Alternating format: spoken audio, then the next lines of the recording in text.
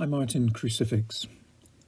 I once studied eccentric-sounding late 18th century thinkers like Lord Monboddo and Horne Tooke, who speculated about the origins of language.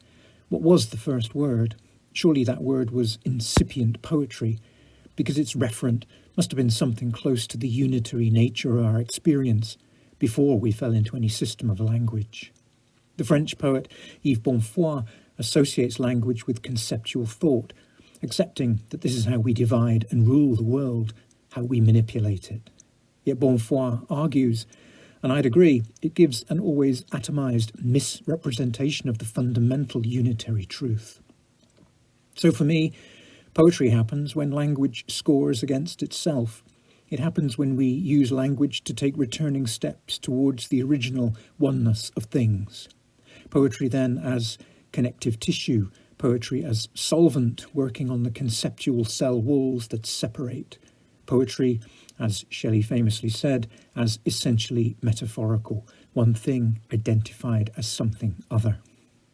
Yet the great divider for me is time, one thing passing to be replaced by another. The real poem never forgets or denies this temporal effect, even on itself.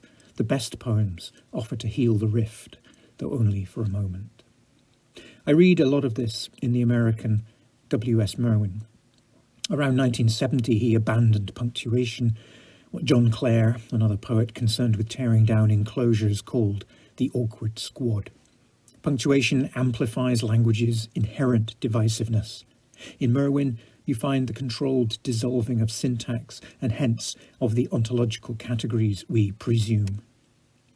In The Old Trees on the Hill, the observation of nature is marvellous, but the real thrill is the simultaneous presence of four temporal moments: the utterance of the poem, an earlier conversation with a friend who is soon to die, the long-ago planting of the trees, the burial of the man who did so.